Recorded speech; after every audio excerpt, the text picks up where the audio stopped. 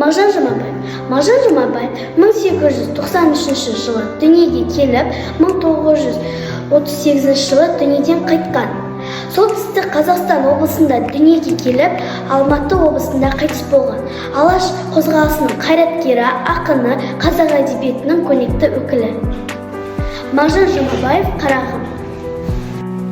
Қарағым, оқып босқа жүрме, ойынға құр қаларсың, көңіл бөлме. Оқымай ойын қуған балаларға жолама шықырса да қасына ерме. Кірдіме аялдама, алға ұмтыл, алам деп көктен жұлдыз қолын серме. Қарамаған қарап қалмас деген рас, тоқтамай істер болсаң батып терге.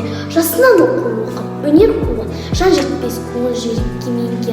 Білімсіз құр қалтақтап жүрген менен, ерте өлген көмілуі қара жерге.